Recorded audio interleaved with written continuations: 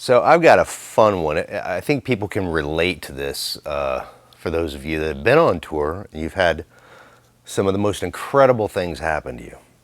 I mean, good and bad, but this one deals with good. And in a way, I look back and I'm very thankful that I had that opportunity beyond, because number one, it's a privilege to be in the music industry. And actually, it's a privilege to make a living in the entertainment industry as a whole. But this literally made my year, at least. And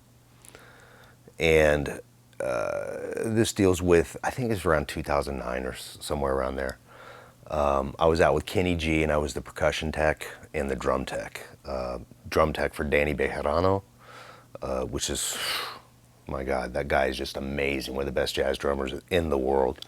And Ron Powell. Ron Powell is probably one of the best percussion players in the world. You know, he's with Madonna and the like. I mean, unbelievable. Anyway, I had a lot to do with during my day, just setting up Ron's stuff. I mean, he had minus all the actual main percussion, you had like 132 toys that had to be hung, and he played every single percussion instrument on that kit. I mean, it's a big trap kit, gigantic. I mean, it's like he's inside this cage of percussion. And Danny as well. I mean, amazing kit. I mean, I spent my time doing this stuff, and because you have so much to do, you're so focused on doing that job at hand. When you get up in the morning, you're like, okay, it's Groundhog Day, got to do it again. Exactly the same. Everything's got to be perfect. So you take your time and you pay direct attention to everything you're doing right there. And yes, you do. You keep an eye on what's going around you, but your job is the most important thing. And unless people tell you things, you know, you're not necessarily aware if it doesn't involve what you're doing at the time. So I don't remember where we were. I know we were in the States, and my buddy BK, the production manager, comes up to me and says, "Hey, can I talk to you for a second?"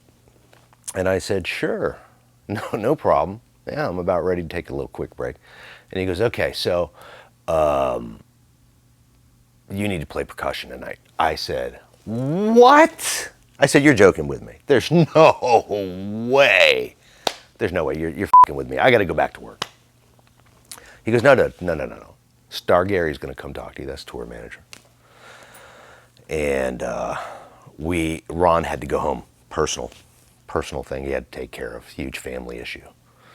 And I still didn't believe it. I'm like, you got to be. He says, there is no time to fly in a percussionist. There's just no time. We're almost ready for sound check. I said, well, why didn't you tell me earlier? I said, if Ron's not going to be here, he says, well, you don't need to be behind the whole kit. You're just going to play during the cantina set, which is, you know, we set up a little tiny drum kit, kick, snare, hat, and a ride cymbal, and then for Ron, you know, you have a conga and tuba out there and some bongos. That's it.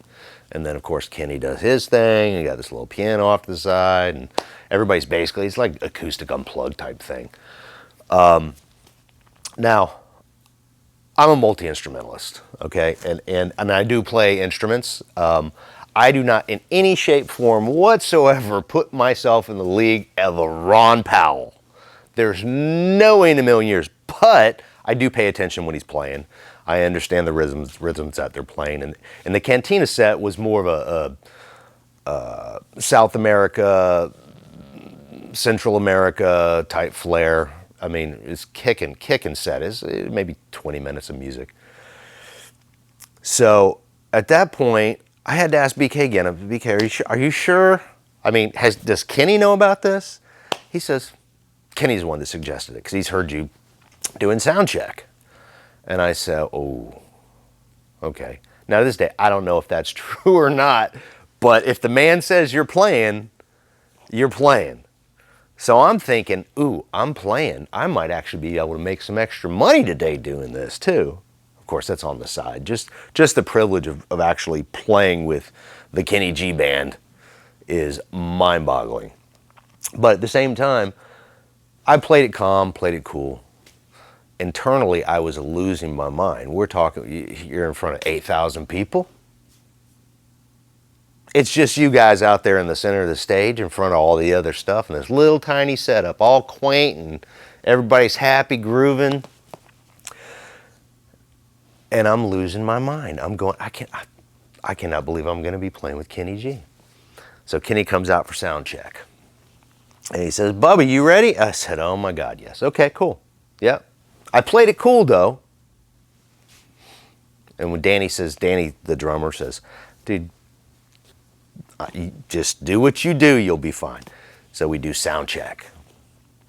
And I fumbled my way through it. I mean, there's nothing like playing something on the spot for an artist such as Kenny G. And the rest of the band, when they're used to having the #1 percussion player in the industry playing. And here's me doing my thing. But Danny was digging it. I was right next to Danny, the drummer. He was digging it. He's a great job. So we finished sound check. Kenny says, oh, that'll be fine. It'll be perfect. It'll be great. It'll be great. So we get up to the beginning. We get through the first part of the show to where halfway through the show, we do the cantina set. And I bring the conga and the tuba out there and the bongos and set them down. And Kenny introduces me as in sitting in for Ron Powell.